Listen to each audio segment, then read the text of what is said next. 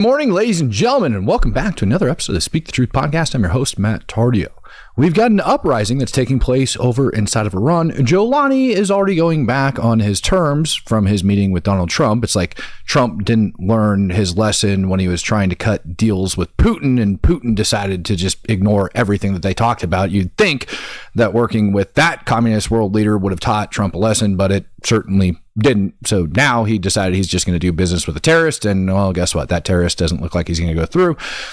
Good question on what the heck is going to happen in the Middle East as Palestinians are fleeing and are getting turned away from countries like South Africa. But we've got other ones like Italy that thought it'd be a good idea to bring all of these Palestinians in. All of that and a heck of a lot more, including Epstein file update, coming at you guys this morning. And today's episode is being brought to you guys by Upwork. Ladies and gentlemen, I will tell you this as a small business owner and somebody that has been dealing in this space for a very, very long time. When it is time to scale up, you have to scale up, and hiring the right help makes a big difference. And that, ladies and gentlemen, is where Upwork comes into play. Instead of spending through weeks of sorting through random resumes, Upwork Business sends a curated shortlist of expert talent to your inbox in hours. Trusted, top-rated freelancers vetted for skills and reliability and rehired by businesses like yours. If you're overextended and understaffed, Upwork Business Plus helps you put in top-quality freelancers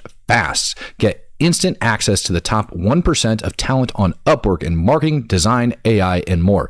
Ready to jump in and take your work off the plate? When finding talent you can trust feels impossible, it's easy to default to do everything yourself. Upwork Business Plus sources vets and shortlist proven experts so you can stop doing it all and delegate with confidence. Right now, when you spend $1,000 on Upwork Business Plus, you'll get a $500 credit. Go to upwork.com/save now and claim the offer before December 31st, 2025. Again, that's upwork.com/save, SAVE. Scale smarter with top talent and $500 in credit. Terms and conditions apply. Ladies and gentlemen, good morning. I hope you're ready for one heck of a show, because I know I am, because stuff's getting crazy. Before we go overseas, let's take a look at some of the dumb people over here in the United States of America. I still think it's okay to conduct violence against peaceful protesters. See, this right here, what we have up on the screen, is a peaceful protester, and you can see a guy in the car doesn't like his protesting, but it doesn't turn out so good for him. You lost. You lost. Stupid asshole.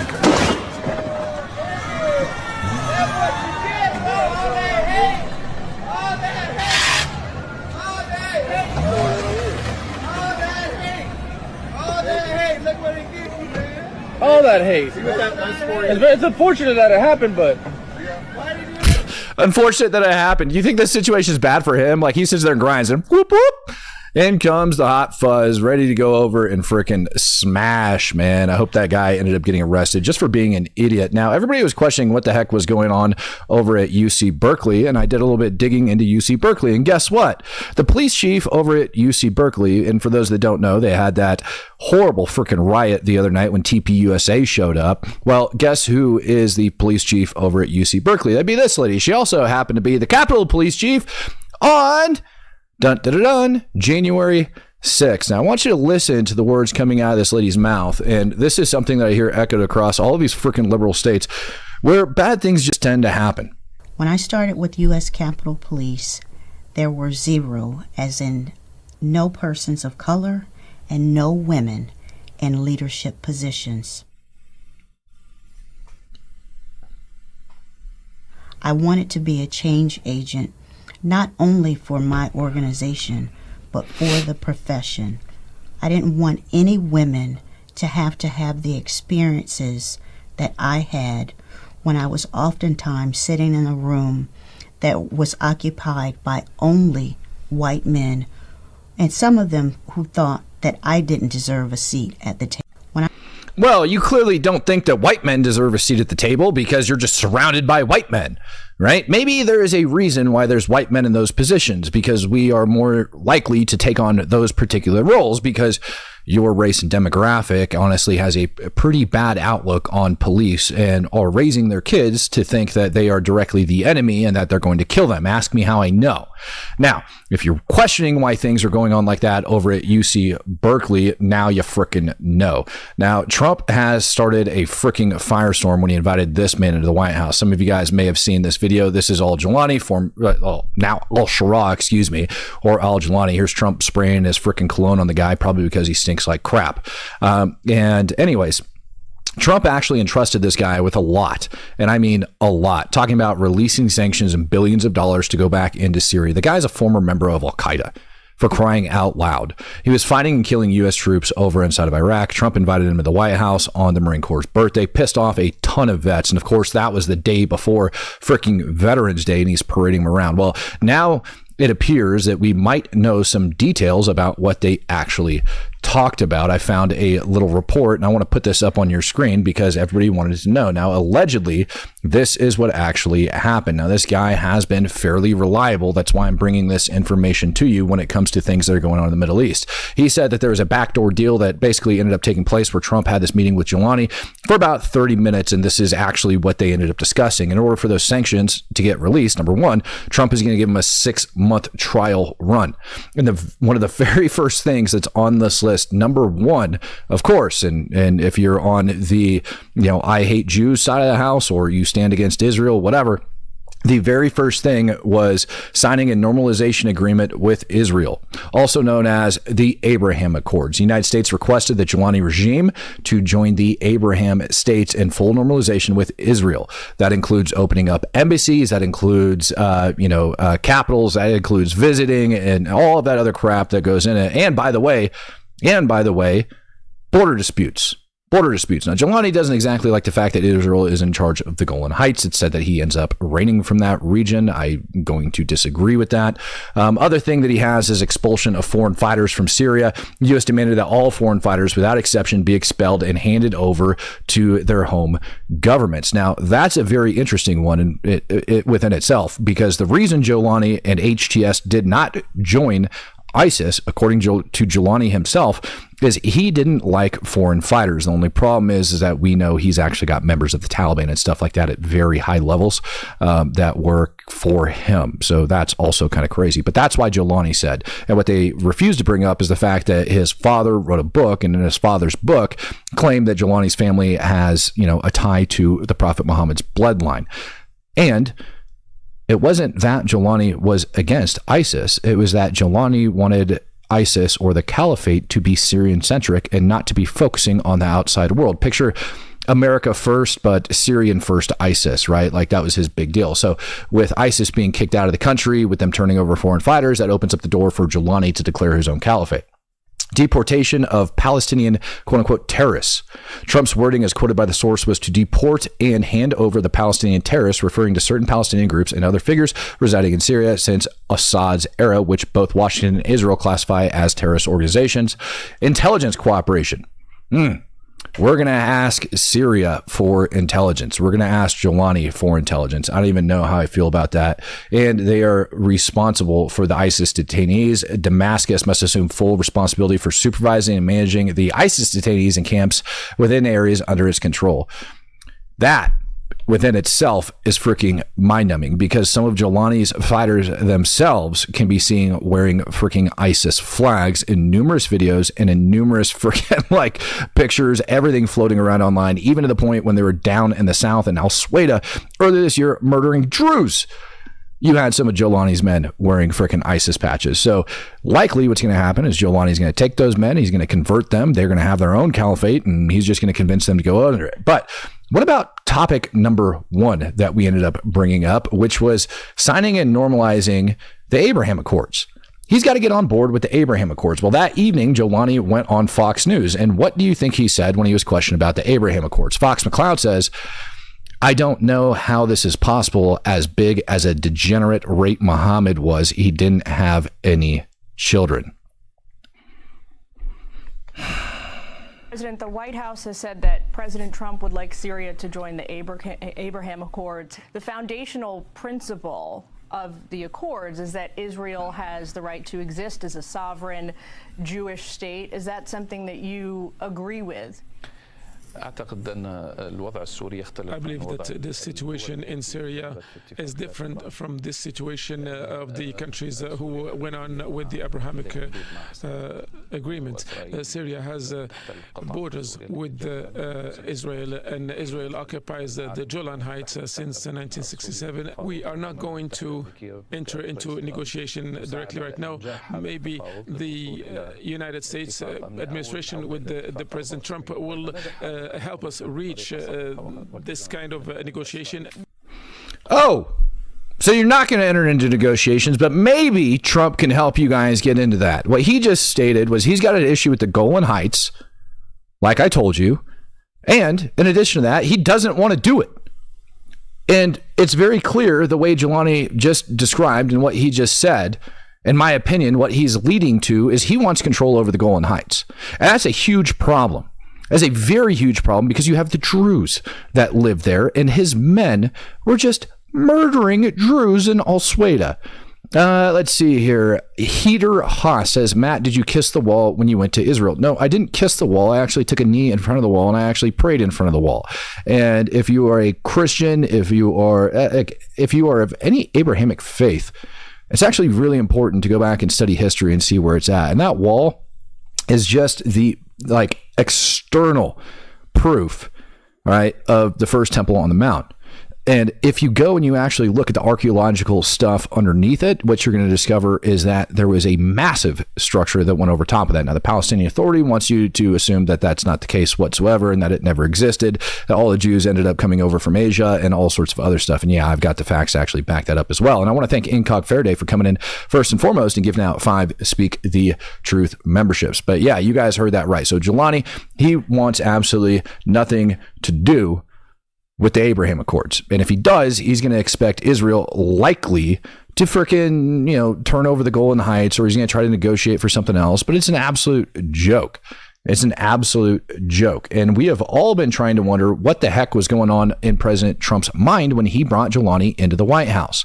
Today, over inside of Canada, you're going to have the G7 summit. You're going to end up having world leaders from some of the top 7 countries that are going to be over there. And I mean the world leaders. You're talking about, let's see here, Canada, France, Germany, Italy, Japan, the UK, and the United States. Marco Rubio, when he ended up getting off the plane, ended up having a I wouldn't say a deep press conference, but it was asking or answering questions for some of these different news reporters. One of the questions actually involved Jolani and what the hell the Trump administration is thinking over inside of Syria. And Marco Rubio gave a brief explanation for why they're doing what they're doing over there. It's a little safer in Washington than it is in Damascus right now, so I think that that's part of it. Look, we want to give these guys every chance to succeed. They told us what they want to do is create a national Syrian government in which every element of Syrian society is represented and feels safe. They don't want Syria. All right, well, let's stop right there. Joe Kent just went over to Syria, so I'll throw that out there. He's our National Counterterrorism Director. Joe Kent was just over inside of Syria, number one. Number two, Jolani doesn't want everybody to feel safe. That's why back in March, the report from the EU Parliament came out that said over 1,300 Christians and Alawites ended up getting murdered just in that month alone. Not to mention what happened to the Druze, and not to mention all of the independent reports and videos that you can see of Jolani's men murdering people, primarily Christians. There's a video of a freaking transgender dude that got balled up by Jolani's men, and they're like beating the crap out of him in the back of the car and poking him with a knife. Like, it's just stuff like that. And so for him to even state that Jolani wants to have people, everybody over inside of freaking Syria feel safe, it's absolutely preposterous. Let's keep going. To ever again be a base of operations for Iran, for ISIS, or for any of these groups. They want it to be a country, not a launching pad for attacks. Okay, cool. So we don't want ISIS over there. Agreed. But what we don't want to do is replace a terrorist organization, ISIS, with another one, a different caliphate led by a former Al-Qaeda member who Osama bin Laden canceled AQI or Al-Qaeda in Iraq because they were way too violent. Jolani and al-Baghdadi, wrap your freaking mind around this. Al-Qaeda in Iraq got disavowed from Al-Qaeda by Osama bin Laden because they were too violent. I'm not making that up. That's who Jolani is. Sure, we're going to get rid of ISIS, and then we're going to give billions of dollars to this frickin' guy. Let's see how that turns out. Against their neighbors. And so we want to give them every chance to succeed in that regard. The alternative is that if it doesn't work, if this doesn't happen and it collapses, then the alternative is going to be that Syria will fall into civil war, and it'll become a playground for virtually every dangerous element in the Middle East. Here's also a news flash. It's still in a civil war. It's not going to descend into a civil war. Jolani doesn't control all of the country. There's still massive fighting taking place with the Kurds, with the Turks, with ISIS, with Jolani's men murdering Christians and frickin' Alawites and Druze. The place is already in chaos. It's not going to descend into chaos. It's already in chaos. Only reason Jolani is recognized as president is because they ended up sacking Damascus. They launched a BS vote and declared Jolani as the frickin' president. And then he flew his butt over into Saudi Arabia and met up with the crown prince, who gave his blessing. That's what happened. And then he flew to Turkey, who is like the second largest NATO country,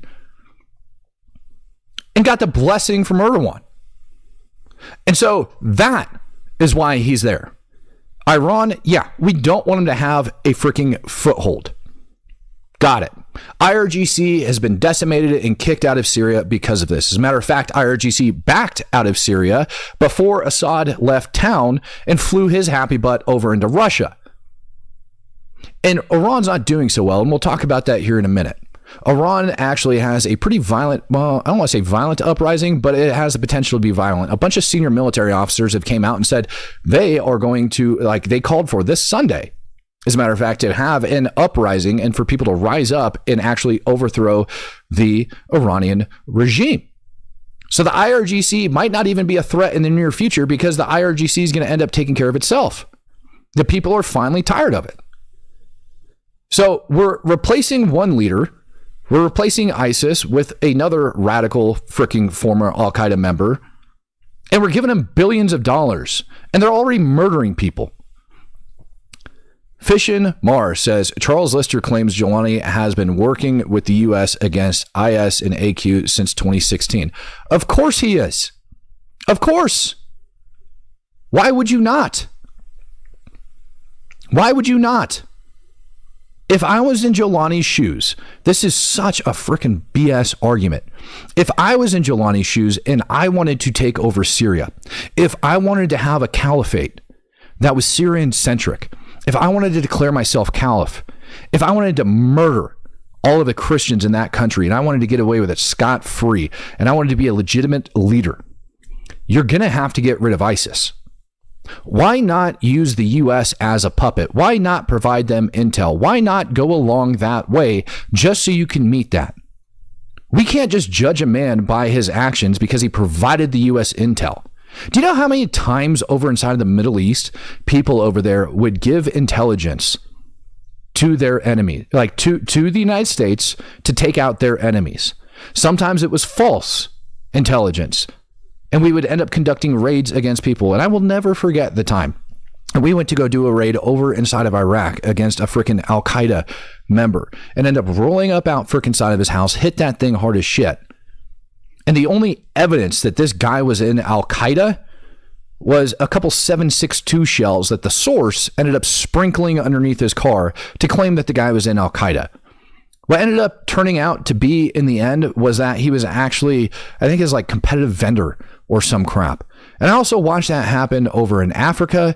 I've watched that happen everywhere, ladies and gentlemen. Like, that is a very common thing for them to do. They're going to use the United States military to take out ISIS so they don't have to. They're going to use it to take out their enemies so they don't have to. And that allows Jolani to get to where he needs to go. And all he's doing is using the U.S. as a frickin' puppet in that instance.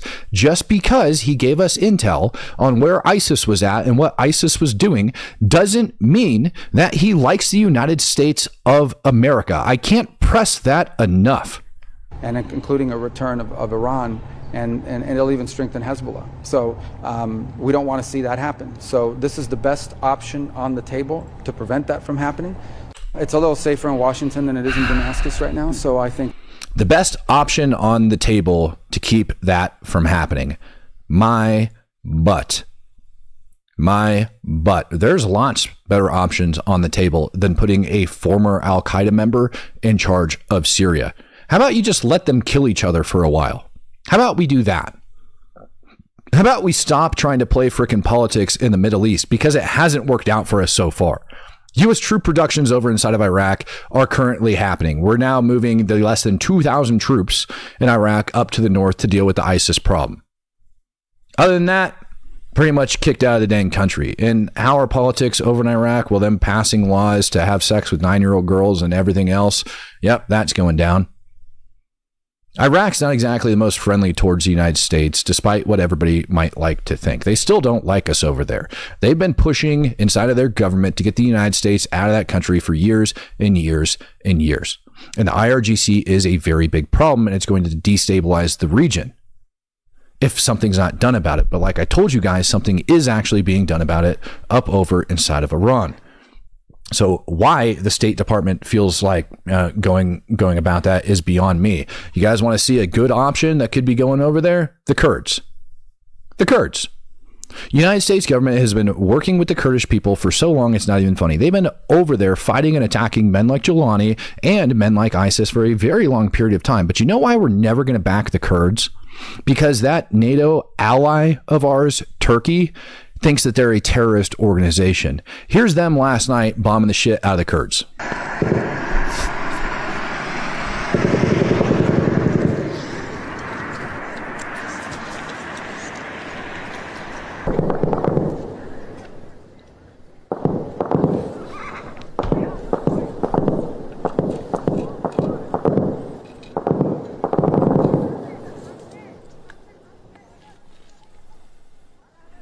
Now, we will never back the Kurds. We use them over inside of Iraq. We use them over inside of Syria. The Kurds were one of the main reasons ISIS didn't kill nearly as many people as they could have over inside of northern Iraq.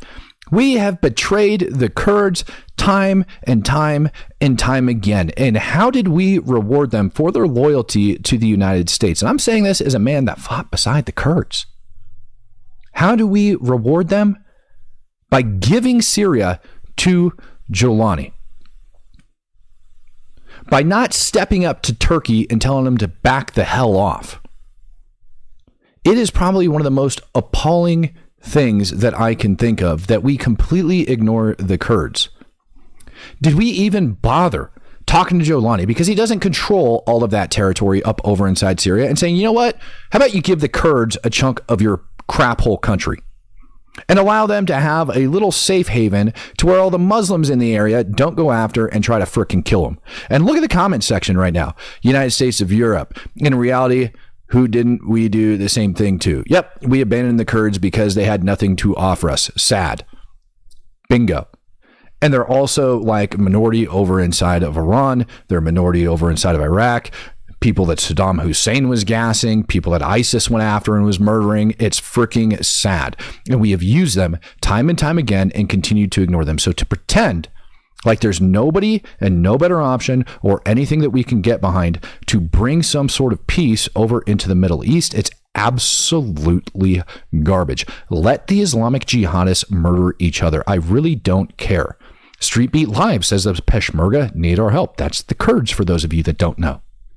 It is freaking sad that our country is rolling over on these people. And to open it up and say that Damascus isn't exactly safe when we ended up having Joe Kent over there just the other day, dude, kiss off. It's absolutely freaking appalling. You could have conducted, like we could have conducted diplomacy with Syria without inviting Jolani into the freaking White House.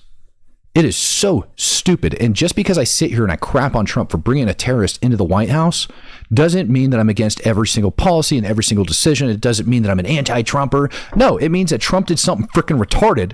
And when our elected officials do something retarded, it is our job as Americans to say that they're acting stupid. And it's disgusting. A man that was responsible for recruiting suicide bombers who killed American troops. I don't give a shit if he's giving us intel on ISIS. He's doing it for his own benefit. Why do you think he gave us intel on ISIS? Do you think he did it because he doesn't want to deal with it? No, look at where he's at today. He's doing it for his own benefit. He's not doing it for the people. And he's not some freaking like reformed, like, extremist. He's still murdering people. He's still allowing all that crap to take place. And my question is, who is on Trump's cabinet that's advising him on this stuff, thinking it's going to be a really good idea? This is going to turn out great. Put Jolani in power. Holy freaking crap. Whew. All right, I'm done.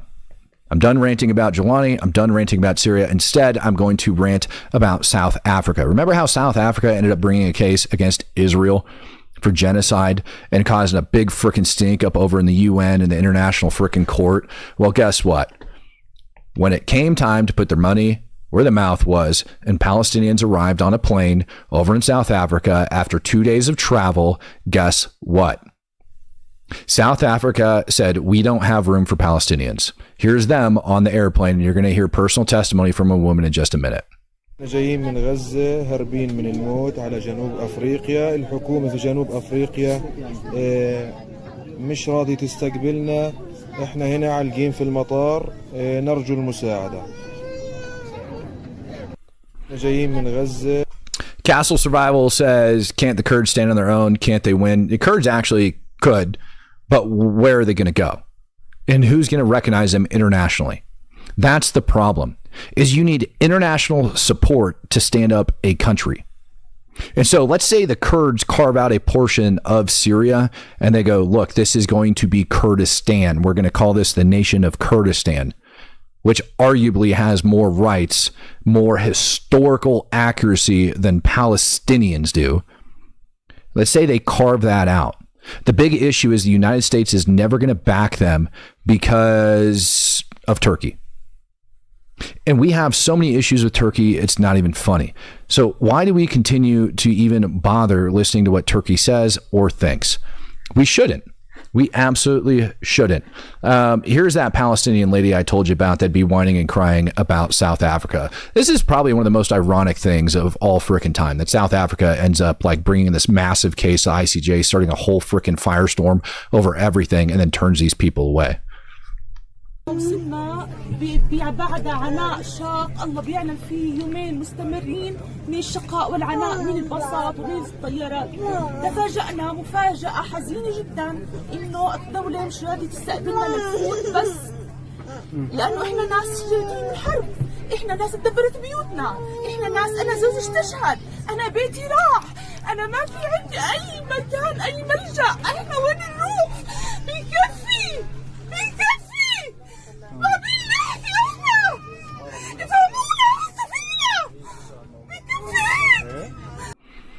Well, I mean, I can easily state why. I mean, your people voted for a radical Islamic extremist organization, taught your kids hate, and Mein Kampf is the, like, I don't know, best-selling book in all of Gaza. So maybe that's why South Africa doesn't want you. But they do believe that you should be protected from genocide. But I can tell you where you're going to go here in just a sec. Fox McCloud says this is what happened to Israel. They use their power and their influence to support a group so they can defeat the PLO. That group turned into Hamas. Yeah, you want a better historical example? How about the United States backing the Taliban when they were fighting the Russians? How about that one as well? Like, the United States sucks when it comes to picking out violent extremist organizations, which we should back because we think it's going to turn out good for us. We did not learn from history. We shouldn't have supported the Taliban because Russia was fighting them. Just like we shouldn't support Jolani because he wants ISIS dead. Let him kill him. He doesn't need the U.S. support in order to do so. If he is the proper ruler of that country, Turkey's willing to back him. Let them frickin' figure it out.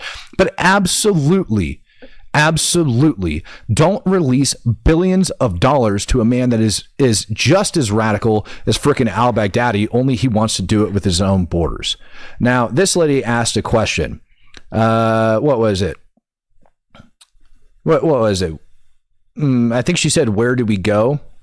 Pretty sure I don't have anywhere. Well, that's not entirely true. Oh, I forgot to tell you. If you want to know why nobody wants to take you in and you need another example, here's another example of a crazy Palestinian woman screaming, we're going to bring the Holocaust back, or words to that effect.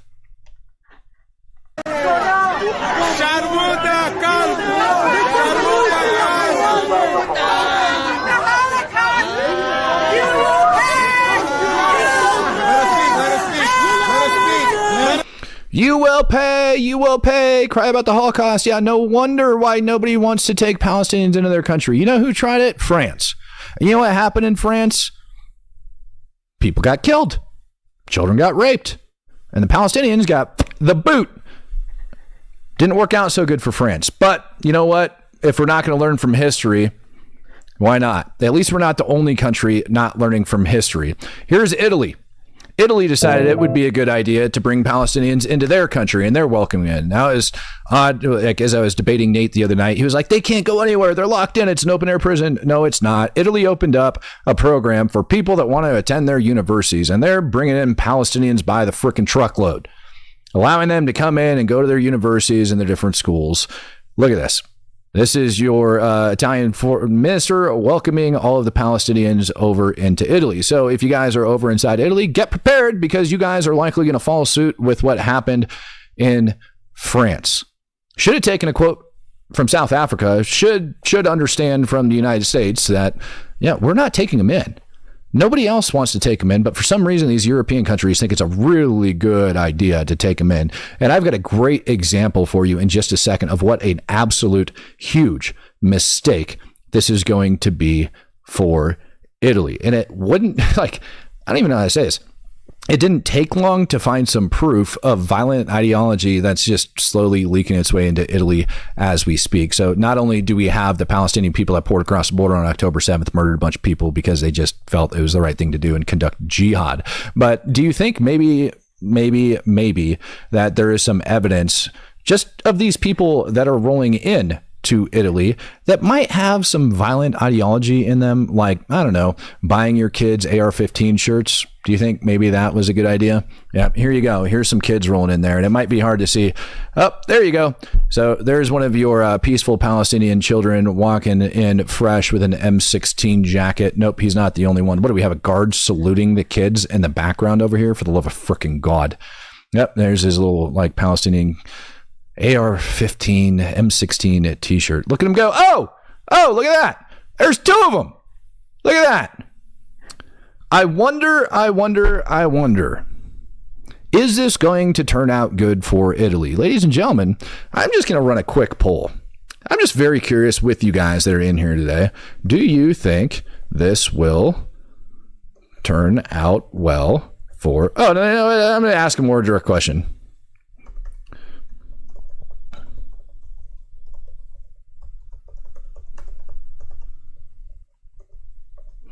I'm just gonna ask this very simple question, and I want to run this poll for a quick sec. Pay attention to the chat. Very simple poll. Do you think Palestinians will cause violence and terrorism in Italy?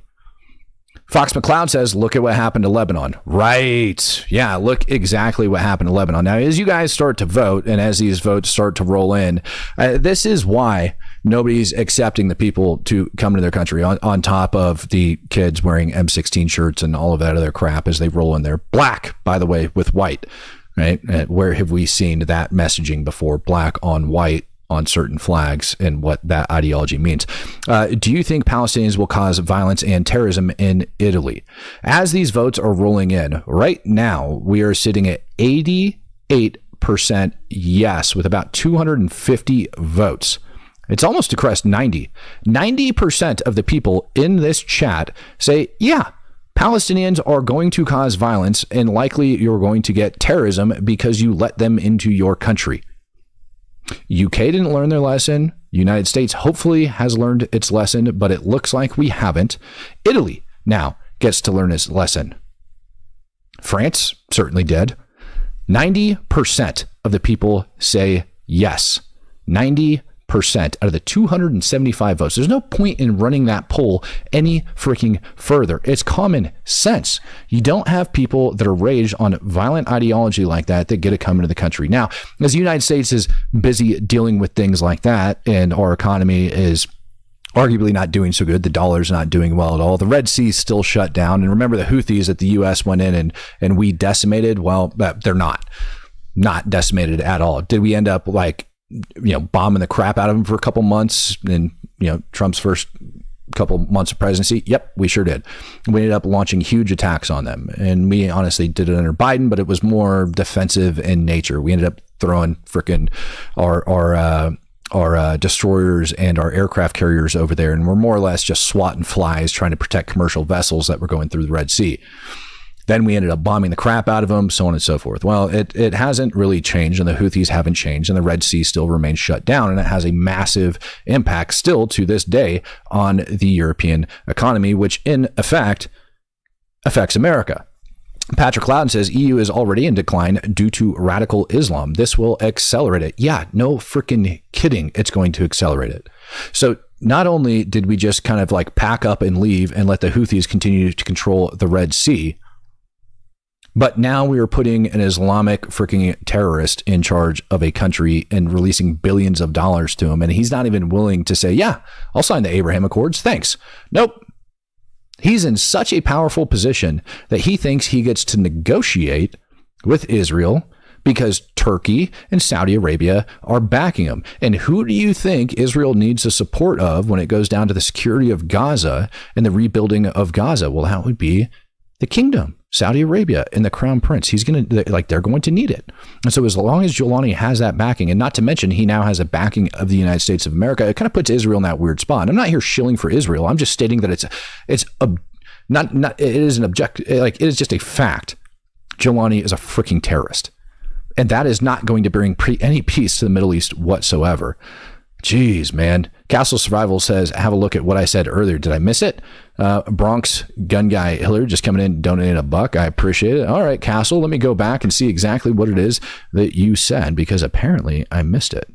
I'm looking for it. What does Turkey hold over NATO that's stopping us? Well, we can't kick Turkey out of NATO.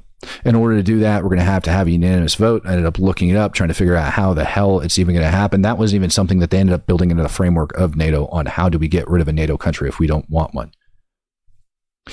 Turkey has a lot of influence over that region. Turkey has a lot of influence when it comes to ISIS. So what does Turkey have over NATO? Literally a strategic position. That's what Turkey has over NATO. And Turkey also holds another claim against the United States as well. When the United States ended up enacting Article 5, Turkey ended up being the largest supplier of NATO troops over inside of Afghanistan. And they even controlled at one point in time HKIA, right? The main like base inside of the capital of Kabul over in Afghanistan. They commanded it. So as far as the United States goes, if we were to go against Turkey, we were to do that, well, that would look very, very bad because Turkey came in and allegedly helped us out when we were over in Afghanistan. Now, what message would that be sending the Islamic world if we go and we kick out Turkey? Because in my opinion, they kind of sympathize with ISIS a little bit. Flat effing broke.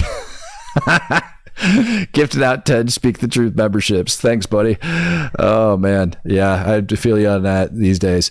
All right. Shane X, Iranian Army Colonel Ibrahim Egei, all right, came out and he is actually calling to have an uprising over inside of Iran, like I said, this weekend.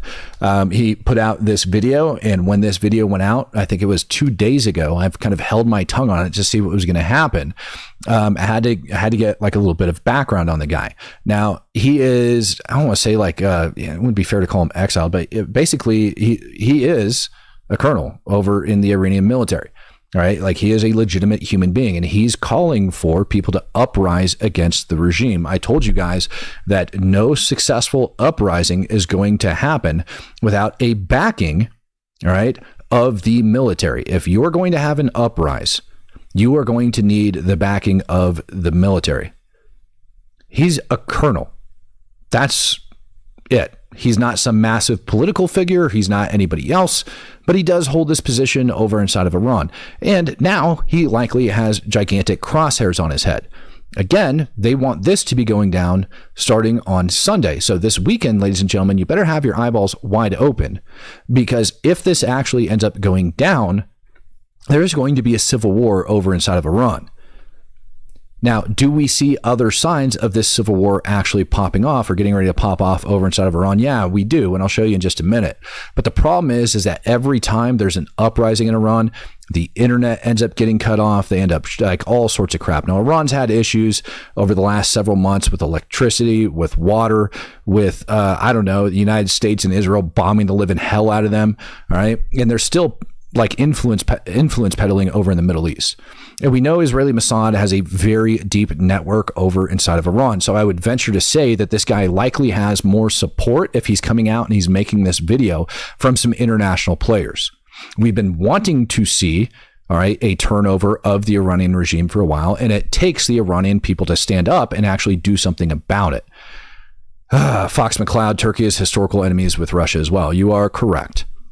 But we also don't like their current connections with Russia either.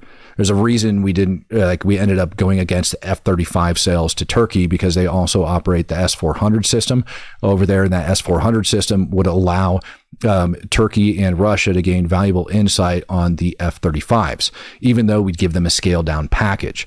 So while Turkey and Russia don't necessarily get it wrong, Turkey actually holds some pretty close ties with Russia as far as like the defense of their country goes, and that would be intel sharing as far as I'm concerned with an enemy of the United States of America. So we can't have that. I have a lot of other issues with Turkey that I would love to talk about publicly, but unfortunately I just can't. But the important thing is this right here. When I told you that oh, stop, I can't do it. When I told you that we really shouldn't worry about the IRGC for too much longer, this is why. This is why it's a bad idea for America to be backing Jolani, because there is stuff like this that's taking place. And instead of having patience and let these things play out, instead of having patience and let these situations play out, to go, do we really have to release billions of dollars to a former member of Al-Qaeda that was so violent that frickin' Osama bin Laden got kicked out, a guy that we had to go over and shoot in the face? Is it a good idea to be giving them that man backing? No, it's not. We should let that play out. Now, do we see other signs around Iran that this type of stuff is actually going down? Yeah, we do. All right. There's another colonel. Okay. That one was Agay. I can't even pronounce his name right. Here's another one. This is Colonel Azadeh. Colonel Azadeh is commander of the Iranian ground forces, allegedly. Didn't do a good background check on him, but this is him coming out and speaking about the same uprising and the same thing. So we are starting to actually see more and more signs over in Iran that this very well may actually be happening. Do I see that man wearing a Ranger tab? No, that can't be. Is he wearing a Ranger tab? I love a freaking God. Yeah, no, I mean, it's just nuts. So if that's the case, and he is calling on the Iranian army ground forces in order to defect against the Iranian regime. So now we have, I believe it was an Air Force colonel was the first one. Then we have a ground force colonel that's doing it. Certainly looks like there's signs of an uprising that are going to be taking place within the Iranian military. And again, if you want it to actually be successful, that's what you need to have. Now, do we see any other signs of that happening? Yep. We sure do. This is the Tehran metro station, all right? Tehran metro station. And you just have two Iranians dressed in a military uniform that ended up going over there, flying the pre-Islamic government flag right in the middle of the metro station. You guys see that right there? So again, we're seeing other signs. Castle Survival says, what if we cause what happened in 2016 in Turkey to happen again? That again, if we get caught, I don't know what will happen, but if they succeed, is it worth it? Again, Castle, the U.S. government, in my opinion, needs to stop trying to freaking do nation building. We need to stop trying to back certain people in these Islamic countries, because we freaking fail every single dang time. The only time we even came remotely close was over inside of Iraq when we removed Saddam Hussein. But what ended up being the cause of that? We ended up having lots and lots and lots of sectarian violence. We ended up causing a power vacuum. We ended up causing all of these different things. That's why when I look at Syria, I say, maybe just let these idiots duke it out and let's give a little bit of time to see what ends up happening. Now, these guys that are openly flying this flag, that's in direct defiance, right? This is like beyond, social whatever virtue signaling type stuff. No, they're flat out doing this in uniform, holding up that flag that would go directly against the Iranian regime. And some of the people that are loyal to the regime know that. That's why you see that guy that ends up coming over and going to rip down that flag out of his hand. Now, how long do you think this actually lasted before the regime came over and actually cracked down on those men? I don't think it actually lasted for very long. Matter of fact, I have a video showing the regime showing up and cracking it down on these men as they're freaking standing there. Oh, come on. There you go. Now the regime shows up. So what's going to take place this weekend, what's going to take place over the next week in Iran is going to be very interesting. And I really hope that we get some good evidence of what's actually going on. Unfortunately, I think the Iranian regime is already going to start cracking down on this messaging and these officers. And unless they started moving ahead of time, which I could only assume that would be the right thing to do, right? To start getting this stuff going ahead of time, taking those men that are going to be loyal, that are going to be willing to fight, moving them to a different area. We might start seeing rounds popping off today over there. We might start seeing stuff exploding today over inside of Iran. It might not make it till Sunday. It might not make it to a day past today. These guys might start fighting freaking immediately. And the question is are we going to be able to see it? Now, have we seen signs that there's actually going to be a freaking uprising taking place over inside of Iran that has got a lot of support? Yeah. We have. And a lot of that was contributed towards Mossad agents. But those Mossad agents that were over inside of Iran, we know they were over there for crying out loud. There was a video released of Mossad agents actually launching drones and shit over there. So do we know that Mossad agents were over inside of Iran? Yes, we do. Right? Do we assume that they wouldn't be influencing guys like this? No, we would assume that they absolutely would be influencing guys like this and backing them. And I also wouldn't be surprised if U.S. intelligence was also backing them. Now, the question is, because when Israel was planning on attacking Iran last year, or it was 2024. When Israel was planning on backing Iran back in 2024, U.S. intel community ended up having a leak of Israeli attack plans on Iran. I don't think that Israel would be willing to share this intelligence with the United States of America with the type of rhetoric that's coming out of America right now. Fox McCloud says we need a better soft power and espionage game. Yeah, we do. We actually, the United States of America, and people have actually talked about this, we are falling behind now. We ended up shifting our focus away from human intelligence and doing espionage type things to cyber. So we had a massive focus shift in our intel community over to cyber. And what ended up happening was, it was good for a while. And then we started falling behind because everybody else ended up catching up. Things like this over inside of Iran are absolutely important to the United States to be able to keep a pulse on it. I don't know if the United States actually had a pulse on it. When we start talking about Africa, I brought up and I told you guys that, hey, listen, it's not just Nigeria that we need to worry about. Why is the U.S. only concerned with Nigerian Christians being slaughtered? And I talked about Tesla's failed freaking lithium deal with the Nigerian government. That was kind of a problem, don't you think? I think that was a problem. So Tesla had a failed lithium deal. Then China ends up picking up and all of a sudden Donald Trump's going off on it. Well, a reporter today actually asked Marco Rubio during the G7 trip why we're not basically doing crap about Sudan, where you also have Christians that are being murdered, arguably at the same rate.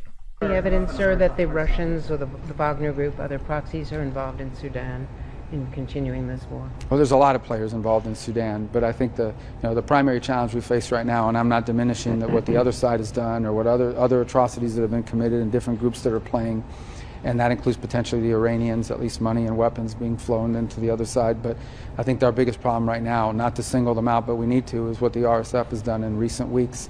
They don't have manufacturing capability. Someone's giving them the money and someone's giving them the weapon, and it's coming through some country.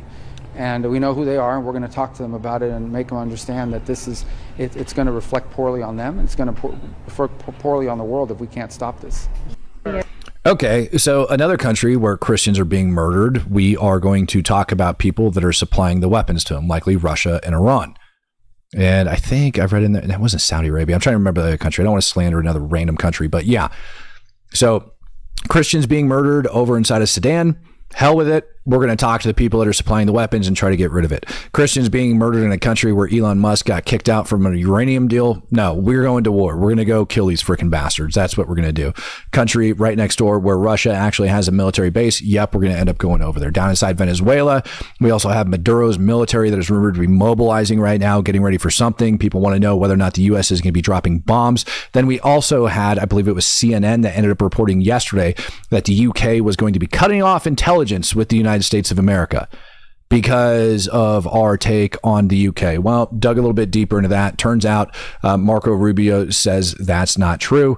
U.S. Secretary of State Marco Rubio pushed back on reporting that the UK had stopped sharing intelligence on drug trafficking vessels over concerns about the U.S. military strikes in the Caribbean, saying that nothing has changed. That has impeded Washington's ability to act. Speaking to the reporters after a meeting of group of 7 foreign ministers in Canada, Rubio said one had raised the operation near Venezuela during the meeting and said Britain had not raised concerns directly with him. So nothing has changed. Our ability to act hasn't changed. One person ends up freaking bringing this crap up. Not such a big deal. Rubio also actually ended up talking about that as well. Excuse me. Did I say that was today? It is yesterday. I don't even know why I'm saying that. I misspoke earlier. You have to excuse me. I don't think that the European Union gets to determine what international law is. They certainly don't get to determine is how the United States defends its national security. The United States is under attack from organized criminal narco-terrorists in our hemisphere, and the president is responding in the defense of our country. I do find it interesting that all these countries want us to send, and supply, for example, nuclear-capable Tomahawk missiles to defend Europe. But when the United States positions aircraft carriers in our hemisphere where we live, somehow that's a problem. So I would say that the United States is, and this president has made very clear, his job is to protect the United States from threats against the United States, and that is what he's doing in this operation. I don't think... Okay, so there you have it. Marco Rubio says everybody else can kiss off. If we want to defend the United States against narco-terrorists, great, then we're going to do that. I actually went over on Real America's Voice this morning with Jake Novak, and he asked me about that. And instead of me sitting here rambling about it, why don't I just play you guys the clip from me on Real America's Voice this morning? I think maybe that just uber libertarians who really aren't that. They're kind of on the take, but who say that we should not be doing this and protecting our homeland from drugs that kill tens of thousands of people almost every month.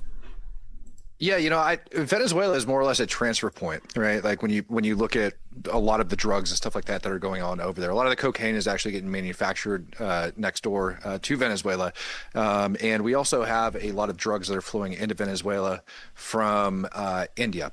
So when you look at what's actually taking place there, it's not that so much that they're producing a lot of it, but it is kind of like a central hub to where they go and they throw narcotics into Venezuela, and then it ends up working its way out.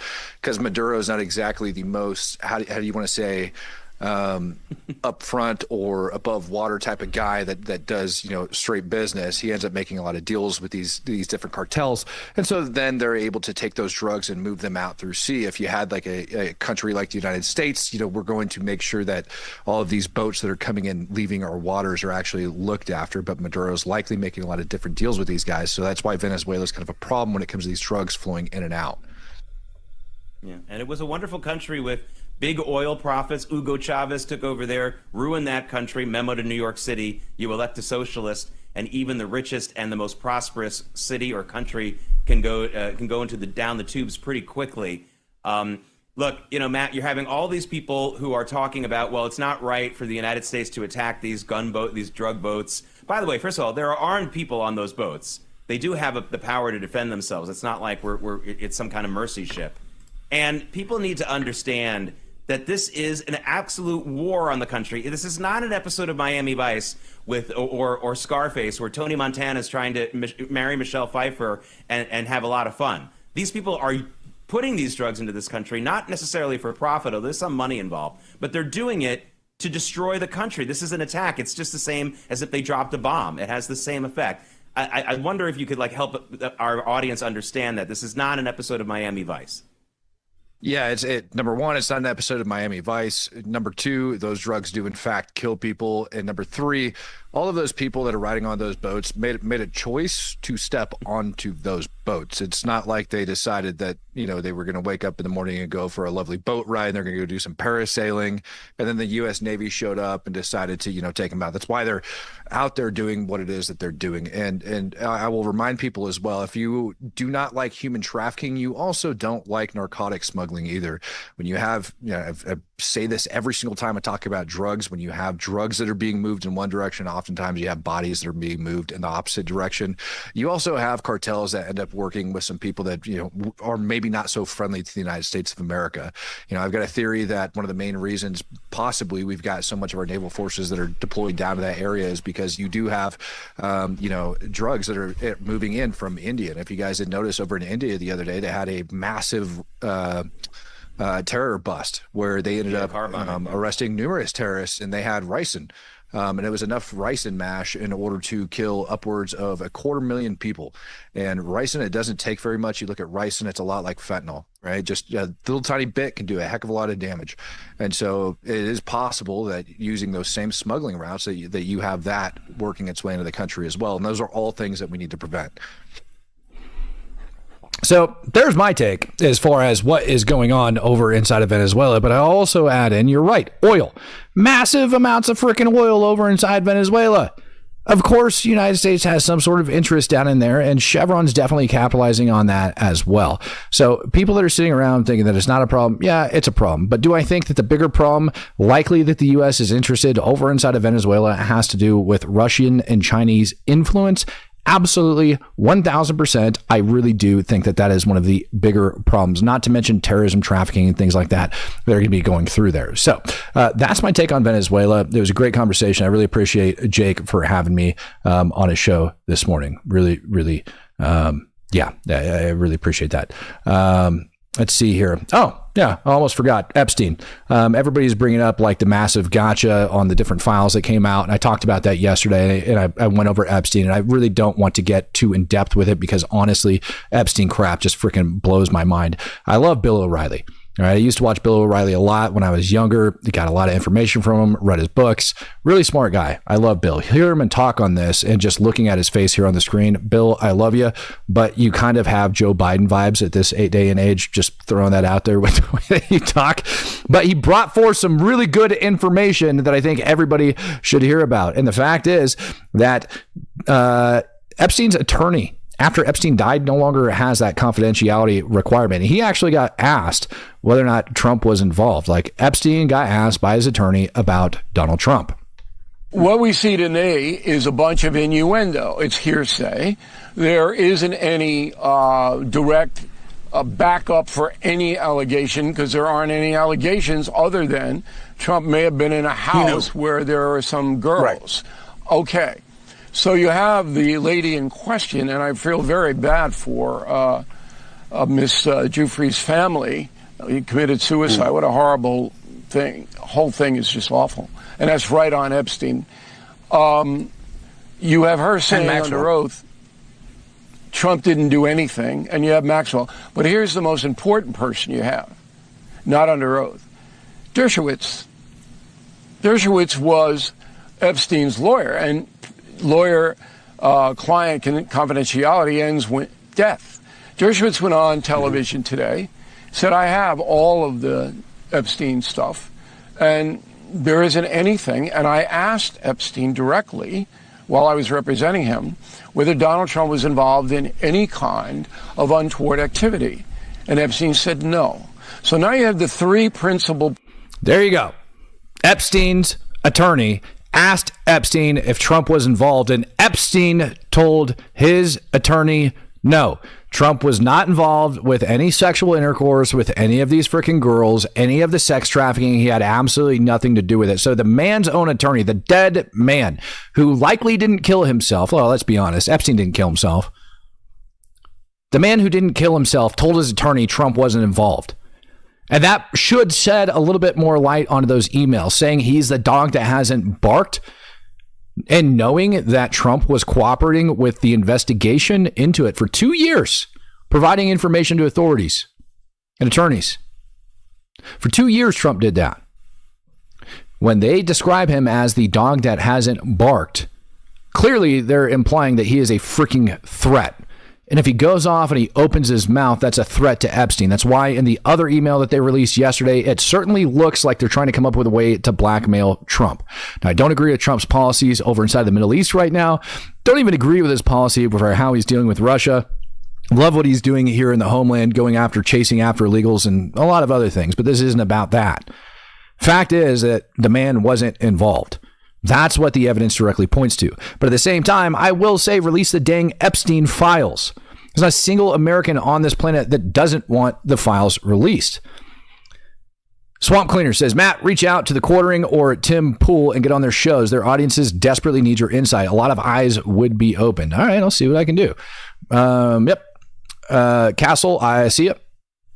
Gotcha.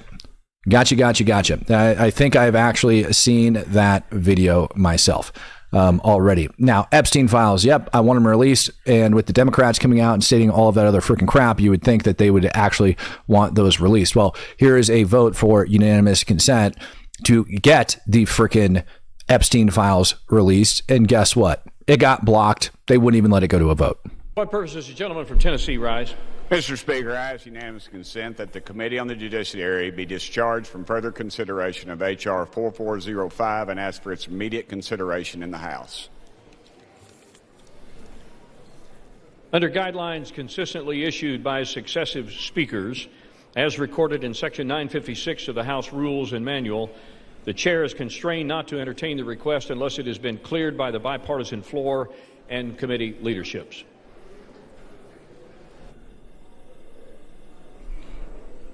So the answer is no. They won't move it to unanimous consent in order to freaking release the Epstein files. Instead, they want to bring it up for another freaking vote and sit there and play freaking politics. Just throw it up for unanimous consent vote. Release the dang Epstein files already. Let the American people get it. It's probably going to be like the damn JFK files where it turns out to be a giant, not a burger, where we really don't get anything, but we can see exactly how deep this freaking thing goes. Epstein was a sick guy. Absolute sick guy. I want to present this to you guys that I really didn't even realize was a thing that ended up getting sent to me and came across today. In 2011, Emirati billionaire Sultan bin Salam emailed Jeffrey Epstein under a subject line smart shoes. He suggested that he could help supply shoes embedded with GPS tracking technology to monitor kids and clients. Epstein replied, "Thanks, great idea." That man happens to be the CEO of DP World. It's a massive logistics company with ties to the Emirati military and the industrial complex. And guess what? He gets pictured with Epstein. And Epstein has pictures of this man over inside of his house. Like, they are sick people. And just like that man, we deserve to know who the hell is involved in all of this on a world stage. We, the American people, deserve to know that. Ladies and gentlemen, thank you for joining me for another great episode of the Speak the Truth podcast. Tonight, I'll be coming back and I'm going to be talking about a freaking military base that the U.S. plans on building over inside of Israel. It's supposed to be huge. We're going to be dumping like 10,000 troops over into this freaking base and countless taxpayer dollars. What do you guys think about that? Do you think the U.S. is actually going to get involved in Gaza? No freaking clue, but we'll find out later on this evening, ladies and gentlemen. Peace, love, happiness, and God bless. I am out of here.